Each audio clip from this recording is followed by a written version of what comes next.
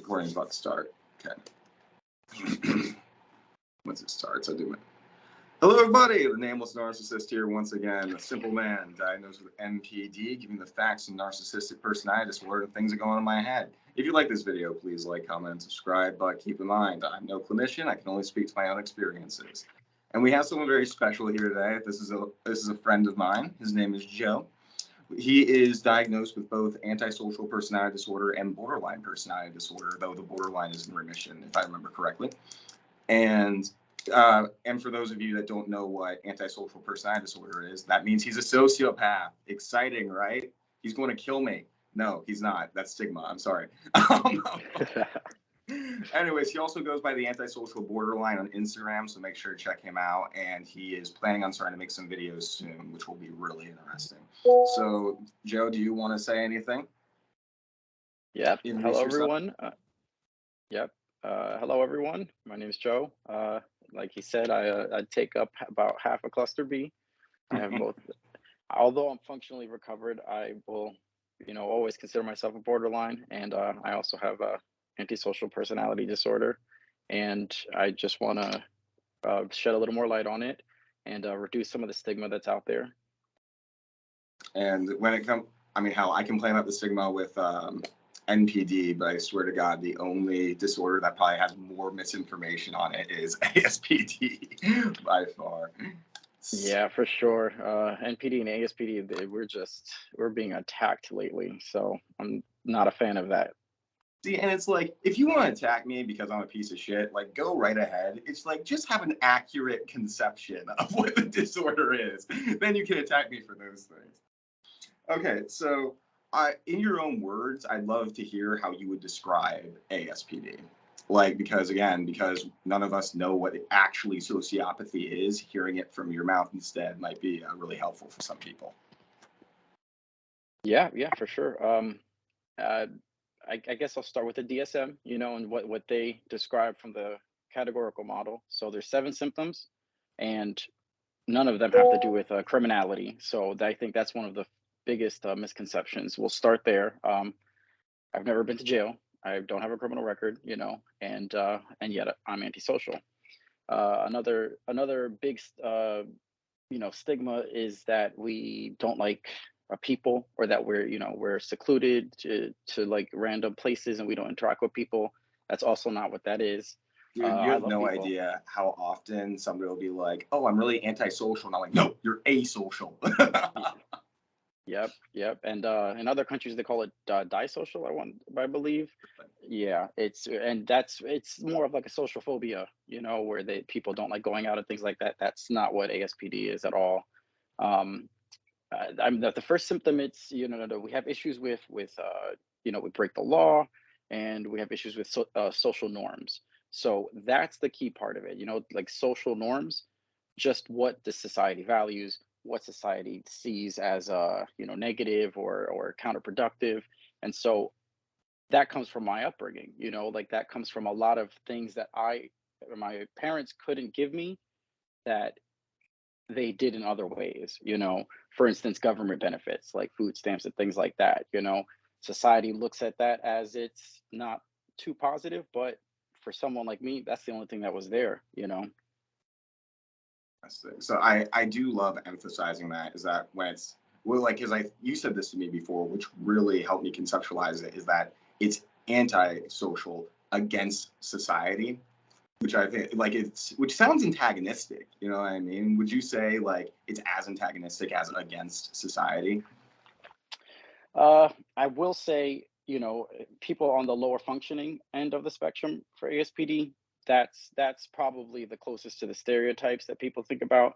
Yeah. So though, people that have not put the work into recovery, they do have that tendency of doing more antisocial behavior.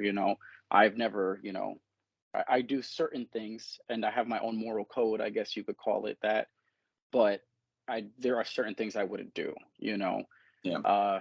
When it comes to antisocial versus psychopathy, that's where I think it's like important to emphasize that what you said, we're not against people, we're against society as a whole. So we're like most people with ASPD are come from like a marginalized group, some type of group, some type of like unfairness has happened, and that's what's caused them to find other ways to survive, just like all the other cluster B. These are just survival mechanisms. Right. Oh, for sure. Oh, that's fascinating. And like, that's another thing I wish I would have mentioned to the not anti-people, anti-society, because I think that's a subtle difference, but I think a super important one.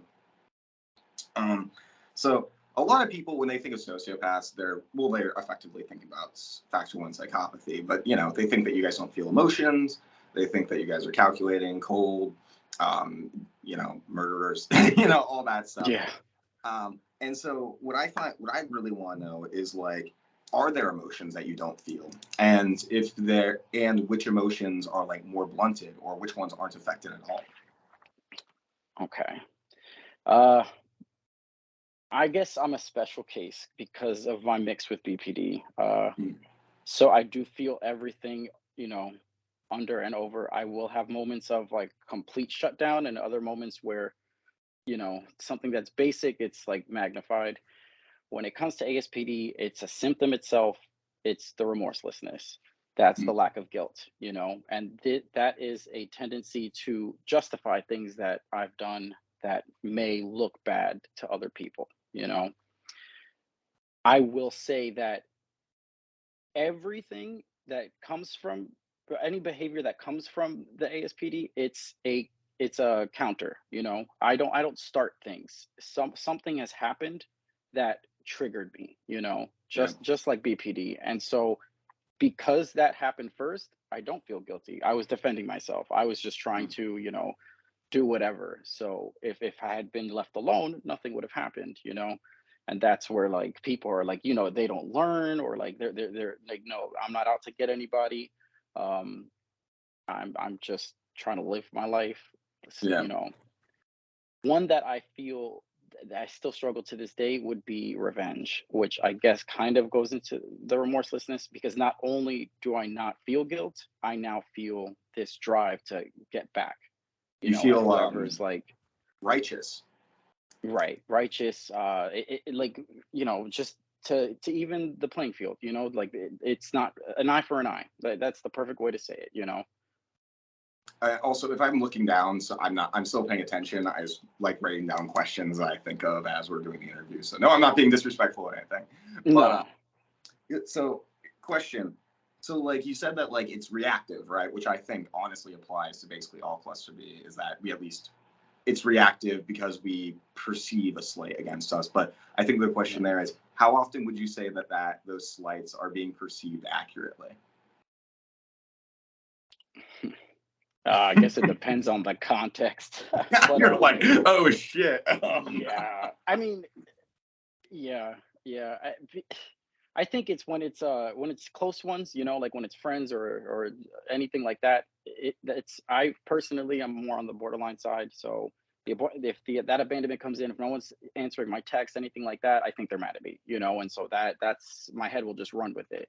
Yeah. For ASPD, my pattern is definitely stores and like just places of business, where like something has gone wrong and someone has like they're not giving me the time of the day, or like they're being disrespectful, and that's immediately where I will be triggered, and I'm just like, you are an employee, you should be helping me, do not treat me this way. And that's where like the gloves are off, and that's the difference between a huge difference between, I believe, NPD and ASPD is I do not care. I don't care about the situation around me. I don't care if people are watching me. I don't care if, you know what I mean? Like there is no reputation that I'm trying to protect. I am who I am. I'm living my life. I don't care what this person over there that I'll never see again thinks about what I'm saying or doing. Yeah. That's actually a good question, because like I related a lot to like the remorsefulness when it comes to somebody wronging me first. Would you ever feel like that if it was like somebody insulted you, like an attack on your character or your reputation and stuff like that? Would that trigger that? Because I feel like that's what triggers it for me. No, I don't think so. I, I mean, I have a stable sense of self. That's probably the only symptom I don't have from BPD. I know who I am. I know what I want. Things like that. So if someone says something about me, I'm not. I know it's not true. You Now, know, if they did it, if they did it and something, is now like, let's say like a false, accusation or something, and the police are involved, that's oh when, yeah, that's yeah. something like that, right? Or even like saying did something I didn't, and I could get in trouble, or Yeah. something like that. But and that's when the revenge will kick in. Like, oh, okay, It's you more call the police, practical I than will. like, yeah, like it's like, oh, I'm going to suffer some degree of consequence that's like tangible, not just like, oh, they insulted my character, basically. Right. Yeah. Yeah. Because I mean, I don't know. I think people with ASPD have a unlucky run-in with the police. I guess that's where one of the stereotypes come from as well. And so that's the last thing I want to deal with. That's the last Yeah. thing I want to, like, just because. I mean, who would want that? It's the Yeah, same thing with I prefer not to get in contact with the police, frankly. right. Let me tell you, I'm envious of some of that shit of just like not caring what people think of you, goddamn. Oh God. Because I like, mean, I've literally had people like tell me like, "Oh, I'm gonna call this person or whatever," and tell them this. I'm like, "Oh, go ahead, go right. I'll call them for you. Let's go." that's, that is so funny. Because it's like, because like what always sticks out to me is like, I know who I am, so I don't care. And I'm like, but if they say that about me, it feels true, which is weird. But whatever. Not that I important. I Oh, will say I get that with relationships, and that's yeah, where the BPD kicks in. My significant other. That's yeah, when the lines are blurred. got it. Okay. Also, so obviously, basically all personality disorders are trauma responses. I always say that I think personality disorders are just advanced CPTSD. Would you feel comfortable sharing some of the things that happened in your early life that may have contributed to your personality disorder presenting the way that it does? Yeah, for sure. Okay. I think another symptom is irresponsibility. So like financial irresponsibility. I call it. We have problems with adulting, basically, and I think an important detail is the fact that a majority of people with ASPD, they have ADHD as well, and this was caught early on, and that will turn into conduct. I'm sorry, which one is it? Oppositionally defiant, and that will turn into Yeah, conduct oppositionally disorder. defined disorder and Right. conduct. So there's the little timeline that you have to go through to get it. And then that'll make sense later on. So I was diagnosed with ADHD at 8. I was put on Ritalin, very young, and I come from New York City, inner city, very very poor background, and so money doesn't mean anything to me in a way, quote unquote. It's not something that I think about, and that's from my parents. My mother also, I believe she had ASPD as well, and she had no problem with falsifying checks, opening people's mail, and opening credit cards in their name, things of that nature. And that's another symptom. That's deceit, Yeah, the fraud and using aliases and all of that kind of stuff. And so if I see my parent doing this for years as a child, something in my head is going to tell me that it must be okay because my yeah, caregivers did it.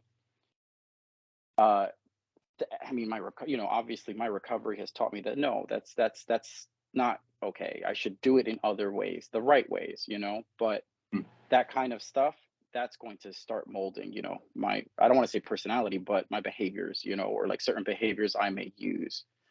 Uh, my, let me see what else.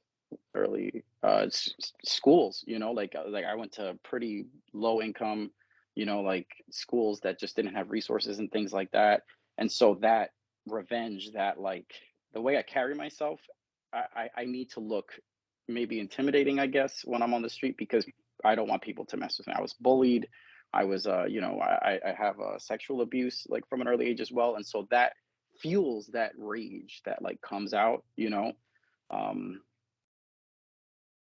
trying to think of anything else.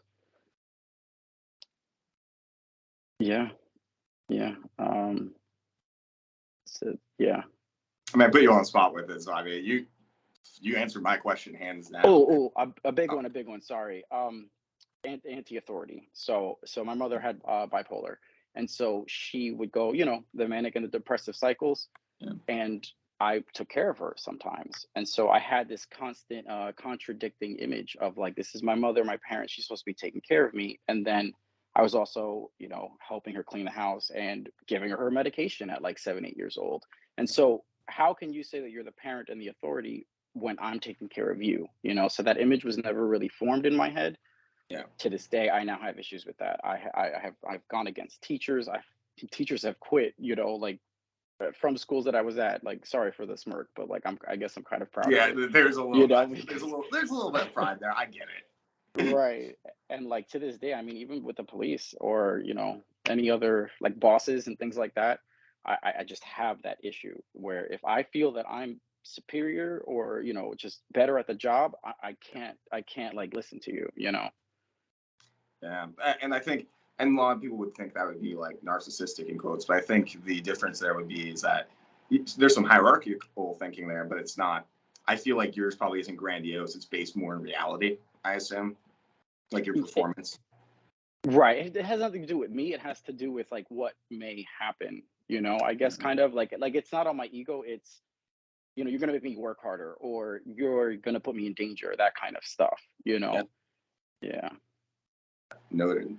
Okay, so this is something that I feel like some of my audience may, and like when I ask this question, I know you well enough to know the answer to this question. I'm not asking it. I'm asking it for the audience because a lot of the conceptions people have about sociopathy and ASPD are negative, and they're probably going to be thinking, "Why should we trust you?" And what would you have it? What would be your answer to that? Why should they trust me? Yeah.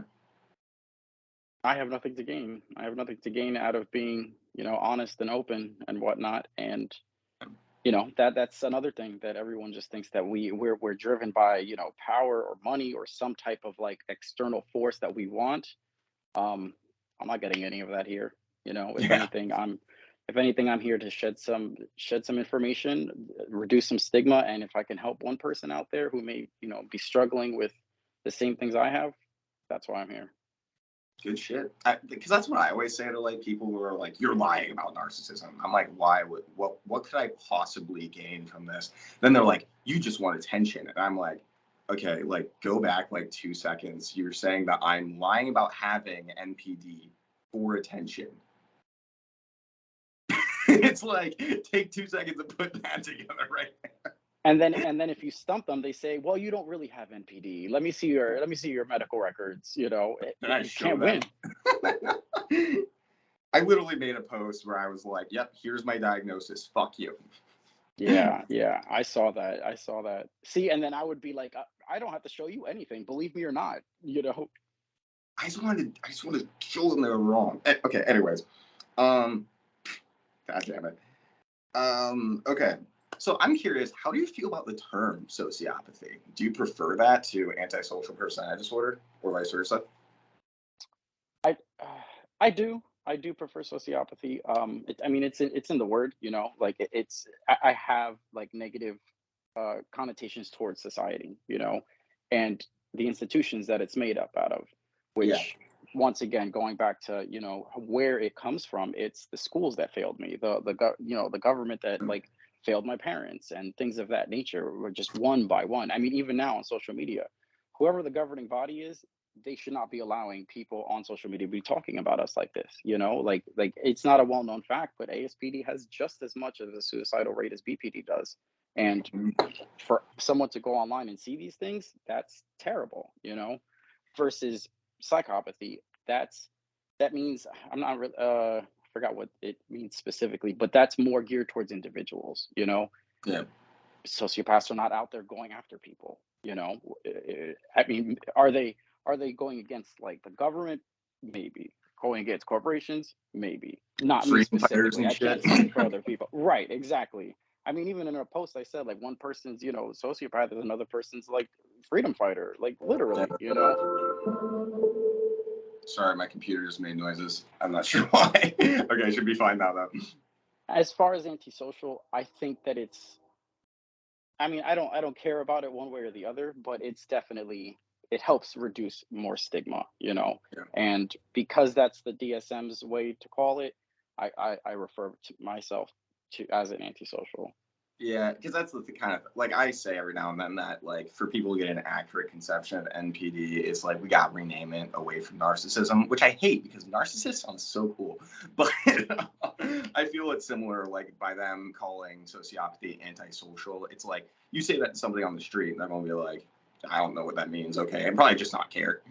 Right. And other people with ASPD that I've met, they get the same grin I do when you call them a sociopath. Like Yeah, it's it's I don't know. It's just one of those things. there's a little bit of pride there. I respect it. It's funny. Um, okay, so here's something I'd be interested in. Um, throughout, so obviously you have shown like, obviously, you've worked on yourself a lot from before, you were diagnosed and stuff like that. And obviously healing is possible for sociopathy. Out of curiosity, what would be the biggest ways that you've changed since you've been diagnosed and started working on yourself? Well, I probably the the most dangerous symptom would be reckless disregard. And that is just it's more than self-harm, it's more than suicidal ideation. It's whatever happens happens, and so I've driven recklessly so much in my life because of a breakup, or I got, just some random issue magnified my emotions, and I just did not care what happened to me. Yeah. And I can't say that's gone 100% now, but that has, gone away a lot. um my impulsivity, for ASPD, I prefer it more as like sensation seeking, where like I just feel dead inside sometimes, or I just feel like empty, and like there's just nothing there. And sometimes it's like, would anybody care if I don't exist anymore? And I've been able to fill that with myself, like Yeah. I want to live for me, basically. And I have 3 attempts, and it's been over 10 years that I have done that, and I will never do that again. And I hope no one ever thinks that that's an option, because I truly believe that every life is worth it. And you know, I think those are the three big ones anyway. Um, Yeah. Substance abuse as well. I hit the point where I almost became my dad, who was an alcoholic, and I stopped myself right there at the precipice. I put myself in a 12 in Alcoholics Anonymous. I worked the 12 step, and Nice. that's why I'm here. Step 12 is I take what I've learned and I pass it on to somebody else who needs it. And so that's why I'm doing, videos like this. Good shit. Good shit. So, I feel like it's important for us to touch on, like, so how do you think that your BPD and ASPD interact with each other and kind of make you different from just being one or the other? Mm, that's a good one. Uh, the impulsivity looks different. They're symptoms of both. Um, you know what? I think BPD for the most part does it focuses more on the people, more intimate relationships that I have. A significant other, family, friends, coworkers, things of that nature. Uh, yeah, that's a good one. And things that my BPD leads me into will find me in situations that the ASPD Um, will react in. So like the unstable interpersonal relationships, that goes for friends and things like that too. And so I will, find myself surrounded by maybe not the right people, and then my ASPD will either make me, decompensate, or it will make me like stand up for myself. You know, uh, I do like to say that I use them to help each other out, I guess, in a way. So if I'm in yeah. a dangerous situation because of my borderline, my ASPD will get me out of there. And if I'm Sure. feeling like empty or just like I don't care anymore, if I connect to another person, my BPD will kick in and they'll give me like that validation. They'll give me that Yeah. that spark to keep going and whatnot. See, and I think that's fascinating because because like Kirk Honda once said something I always have stuck with me, which is like, how would he phrase exactly? He was referring to, well, will my computer chill? He was referring to, actually, I'm going to turn down the volume, but I'll keep talking. He was referring to this letter somebody sent asking if this borderline woman and her NPD boyfriend could make it work, right? And obviously, we shouldn't be viewing relationships through the lens of pathology, but on a person-by-person basis. That's a whole other tangent, though. And he said something that really stuck out, which was, your NPD boyfriend is just as borderline as you are. He deals with it in a narcissistic way. And by you saying that, or how you were like talking about it right there, how it sounded like your ASPD almost kind of defended the borderline to some degree. It does kind of embrace my theory that like all cluster Bs are like borderline at the core to some degree. I don't know how you feel about that, but that's just kind of a little train of thought. Yeah. Yeah. I definitely would agree with that. I would say we have a CPTSD core, like what Okay. you said earlier. I would say that's what it is. And it the cluster B is the reaction to that, Yeah. that's how our behavior will look differently, like borderline will go and get in a relationship, a narcissist will go and like either get a new job or something to do with their fantasy. The ASPD will go on a just destruction spree, or like a vendetta spree. So like like I see them more as behaviors. Gotcha. Yeah, fair Yeah. enough. Fair enough. I feel like that's a whole thing. It's irrelevant. I'm gonna go move on. So let's see. So have you had any times where like, because I know that because I'm a narcissist, I have had issues in my friendships where like people would view my actions through the lens of their conception of narcissism, where they're like, oh, well, the evil narcissist is just manipulating me right now. And I'm like, no, I'm literally just trying to like tell you how I feel and stuff like that. Have you had similar experiences? Because I feel like it might be a little bit worse for you because you're sociopath. Yeah. Oh, absolutely. I mean, the symptom, like the social norms thing, all the time, just because I don't follow, pop culture, or I don't follow certain things, I'm, the weird person, or like or people will think that I'm pretending I don't follow things like that just to like be a dick or something. And it's like, no, Yeah, I really just don't, they're I like, don't he's just care. a Like, hater. yeah, yeah. And there are certain things that like, like I drive a little recklessly, but I'm still safe. I've never been in an accident. And if someone's there with me, they're just like, oh my gosh, like that was crazy. But once again, it has to do with like that sensation seeking, that I don't know, like I'm always I don't know if it's the ADHD, I don't know if it's the ASPD, or what it is, but I'm always at like max capacity. Yeah. So Yeah. you just want that adrenaline, like, yes, I feel alive because I'm about to run into this guy. Literally. And I guess just, I am a paralegal, but there are times that I can, bend the rules, bend maybe the law here and there that other people would frown upon. Yeah. But victimless crimes, man, victimless crimes. Like what's the issue there? Yeah. Fair enough. Fair enough. Um, so obviously, like we've been talking about how inaccurate sociopathy is conceptually. How, like, if you wanted to refer people to a resource that would like actually educate them, where would you advise them to go? Honestly, I nothing comes to mind. Let me see, I have been in recovery for 13 years. Yeah. I was diagnosed at 18 with BPD, maybe 6 months later with it. I mean, I've never even had a formal diagnosis of ASPD. I've had people, clinicians tell me like, hey, I think you have this, but I'm not going to put it in your record, because of the stigma. Yeah. Um, I I would say a 12 step. I'm an advocate for CODA, Codependence Anonymous. Um, just hearing stories from other people in similar situations, I think that's a big help. It helped me a lot, Yeah. that also kind of has like a negative. People think that you have to be like addicted to something. Um, you don't, and even if you have to be, I see like I think all cluster B are addicted to harming themselves. Like it's in the DSM.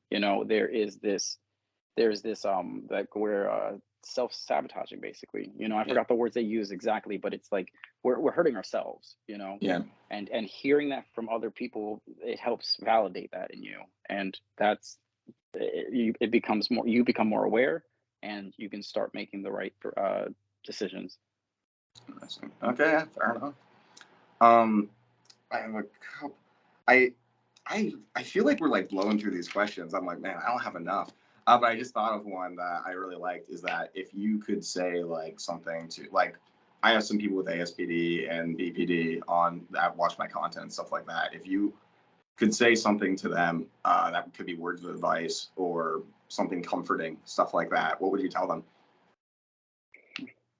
um you're not alone. Like, there are thousands of people out there that suffer with our you know little things.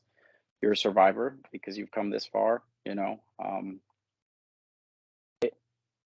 These behaviors helped us survive when we were younger, but they've served their purpose.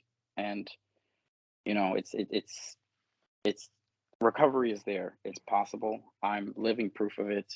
I'm down to 3 symptoms with my borderline, and I have put this work in almost on my own. So I'm here if you ever need like anybody to talk to, and that's for anyone in cluster B. And it's out there. You like, if we've come this far with these, these whatever you want to call them, imagine how good we'll be once we have them under control. I agree. I literally made a video on this recently that I'm like, hey, uh, yeah, we're pretty shitty, but once you get it under control, like it gives us advantages over people sometimes. I'd even say. I heard a really good quote from a Absolutely. therapist once, which was, "A recovered cluster B is probably more healthy than a normal person who has never worked on themselves." Which, I completely agree. I yeah, completely agree because it's work, and once we put ourselves through all that work, it'll come naturally. exactly, exactly. Um, I would love to also know what symptoms do you feel like had the biggest negative impact on you, and if you have any examples of it, I'm very curious. Mm, for ASPD or both? Let's start with the ASPD, then we can get on into borderline. Definitely reckless disregard. Yeah, That's it's just because, I mean, not only are you putting yourself in danger, but you're putting other people in danger. So it's like, the self-harm, suicidal ideation symptom yeah, magnified, because now you're affecting other people. You know, I mean, this is as I mean, I would go so far as to, like, I've suffered from bulimia and overcame that, but like, that's like, this is my body. This is the only body I'll ever have, and I just don't care. yeah. That was a big one. The reckless driving. I put other people at risk on top of me. Alcohol has made me do some terrible things, and that's like, all of that falls under that. Uh, what else? What else? I mean, I guess you could say my impulsivity too, just because I've stolen, I've done things that I know have harmed other people, and I didn't care what would happen to me, you know, and like, those two together is just, it's dangerous. It's very Yeah. dangerous. It sounds like they Yeah. almost go hand in hand, honestly, the impulsivity and reckless disregard. Yeah, yeah, they do. They do, because I don't plan. I like, that's another big thing online and whatnot, that we plan, and we're conning, and like, we're sitting there in a dark corner, just like, Twirling mustache. thinking of, yeah, with a cat on your lap, just Yeah. thinking of like, how am I gonna like hurt this? Like, no, anything that I've ever done, it's in the moment, right now, full blast, because I'm dysregulated, and I act before I think. That's all it is. And something interesting that I find is you say that you don't struggle with the symptom of boredom. Did you ever struggle with it? No, I've never. I mean, I hear that all the time, and I'm like, how can you be bored? I feel like there's not enough time in the day, like, that. It just, no. I'm always. I call it a toxic flight. Like the fight or Yeah. flight. Like, I am just always on. I'm always doing something. I can't sit still. That's the ADHD, I guess. That motor. I'm constantly learning, doing something. Um, the emptiness is a different conversation, though. Like that emptiness. I don't know. The DSM always puts them together. Bored and empty. Uh, But so like that emptiness is definitely there. Interesting, because I've talked to not a bunch of ASPD people, but a decent amount of them, and that seems the boredom seems almost universal. But the way you describe it, the Mm. way that you deal with it, and that you're always doing something, that may just be a really good defense against the boredom, and you're like applying it to places that can actually benefit you and shit like that. I see what you mean. Okay, I wouldn't That use makes my boredom. I would use sensation seeking. Like yeah, just yeah, that's what it is. It's not that I'm bored. It's that I don't know. It's that adrenaline. I need that adrenaline. Like I need that rush. Otherwise, I don't do anything. see it constantly. Yeah. So I'm curious if you so if you had to like redefine the DSM criteria, how do you have any ideas on how you would prefer that to be? Yeah, I would eliminate the you need to be 18 and the you need Yeah. to be showing signs of conduct disorder, because that right there is just, to me, in my opinion, it is just a way to criminalize, because you can't you can't charge people until they're 18 as an adult, so that's Yeah. very convenient. That's something that I've always considered. uh as far as the seven symptoms, I believe that they're very what's the word I'm looking for? They came up with ASPD because they did these studies on people already in jail, so what are you going to come up with? Only these, pathological behaviors from criminals. But, someone like me, I don't fit that. I have all the symptoms, but I don't have that other Yeah. part. Not the So criminality portion. right, absolutely. And, another one is ASPD, it's all about behaviors once again. They don't talk about the core. They don't talk about what's going on the inside versus like NPD and BPD. That, they talk about the unstable sense of self and the emotional dysregulation from within. Not, you know what I mean? ASPD doesn't have that. It doesn't have that, Yeah. like I do feel like I do feel like I'm broken sometimes. I do feel like I'm bad and deserve things that happen to me and that kind of stuff.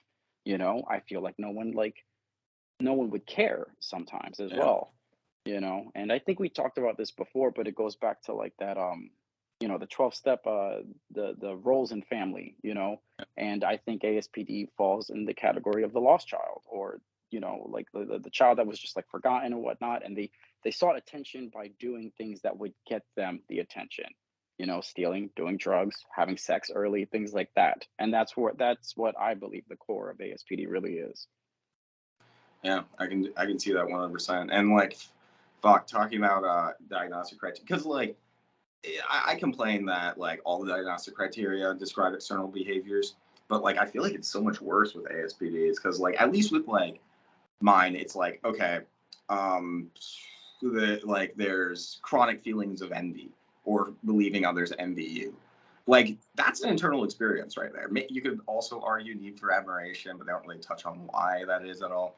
But yeah, with Mhm. ASPD, it's like literally nothing. It's like fucking. It's like you commit crimes. A really funny thing I saw in this And you lecture. and you can't learn from them. That's it, Yeah, yeah. It's really funny. This lecture that I was watching, this guy was like going over all the personality disorders, and he was like, "Yeah, when they made the diagnostic criteria, what they did is they went into a prison and tried to find what they all had in common, and what they had in common is that they committed crimes." Yeah, yeah, like quite literally. And once again, what do you expect if that's the only people you're, Yeah, it's like you were looking for negative things only, And another issue that I have with the criteria, these are all it's just observable things, So like the clinician saw these things, and that's what it is. Like the person may not even have been feeling it at the time, yeah, And I see that with borderline a lot, and even with narcissists, because how they don't talk about like the vulnerable part of the yeah. disorder at all, like Self-esteem regulation completely missed. right, all of that kind of stuff, and it's like we would never be presenting that stuff in the clinician's office, so they'll never Yeah. see it. You know what I mean? Like, so, and that's an issue. It's a huge issue. Yeah, I agree. I mean, I would never go into the clinician's office and just openly say, "I'm envious of you," or "I believe that you envy me." Like, shit. Right. Yeah, exactly. You know, or like I'm not gonna go in and split on them like just because just whenever I want, you know. Yeah, Even like the splitting part, like it's just because all of cluster B splits, like I think it's like such a great thing to talk about. And once again, like like we don't do it just because something has happened, you know. yeah, Maybe a phone call was ignored, maybe someone offended me, whatever the case may be. But like we can't just like turn it on and off, and that's why it's tricky. yeah. No, 100%. Like that. Oh, that's something that annoys me about when people talk about personality disorders. They treat it like it's a choice. Like people are like, well, now that you're aware, you're not a narcissist anymore. It's like, no, I'm still wired to do all these things. I just know why I'm doing them now, and I can start working on them. But it doesn't fix it just by just knowing what your issues are. It's like knowing that you have cancer and like expect it. Oh, well, you know you have cancer, so like you should be able to fix it now. It's like, well, it's not always that easy. It usually isn't even. Yeah, like yeah. If anything, I would say becoming aware. Your work has just gotten harder. It's gotten harder like now because it's like now that you know, you got to put the work in. Before you were just living life, you know. Yeah, exactly, exactly. Like before, yeah, before you were just normal. It's like, yeah, everything I do is rational. This is like how the world works and stuff. But then you're like, oh wait, it's not. Now I'm having constant cognitive dissonance around literally everything that's ever happened to me. Right. Or like, like I've lost yet another job, or like my friend group keeps getting smaller and smaller. This is my another like, terrible toxic relationship. Like all of these things start to pile up. Yeah, yeah, 100%. Okay, so I'm going to wrap this up in it because we're getting about 45 minutes in. I try to keep these relatively speaking short. Well, I mean like interviews. I feel like hour tops usually. But Yeah, if not to there's mention any, all the technical difficulties. yeah, you have no idea how incompetent we are, guys. It's awful. Yeah, it's pretty bad. um, but hey, now I know that Microsoft Teams is a thing, so that's awesome. But And I can't do tech at all, so yeah. that's better than me. But do you feel like there's anything that we missed that's you think is really important to talk about? Um, I I hate that people call us psychopaths. I don't know if I brought that before. Uh, I think the true psychopathy, it's both factors put together. Yeah. I hate that word so much. Other than that, I think we covered everything so far. Good, good. Well, okay then. If you're interested, I would love to do a second interview, but like with questions from like the audience and everything at some point, have like a part two to this. Um, if you're down. Yeah, absolutely, absolutely. I'm Awesome. an open book. So yeah, everybody, if you have any questions for Joe and you want me to ask them in the future, drop them in the comments and I'll make sure to pick them up and we'll do a second part of this. Maybe try to delve into your internal experience a little bit more next time because I find that shit fascinating. Um, Absolutely. but yeah, and if anybody wants to get in contact with Joe, he's on Instagram. You're still on the antisocial borderline account, right? Yeah, I am. Now that this is going to go live, I'll go and update my profile a little and whatnot. Good, good. He has some good information on ASPD and BPD there. Again, he wants to start doing some videos soon, so I'll make sure to like give him a shout out when that happens. But yeah, check him out, Antisocial Borderline on Instagram. But yeah, other than that, Joe, thank you so much for doing this for me. I know people were excited about it. Yeah, no problem. Thank you so much for having me. Of course, it's the best I can do. But anyways, everybody, y'all have a good day and take your fucking meds. And I don't know how to end this recording. There we go.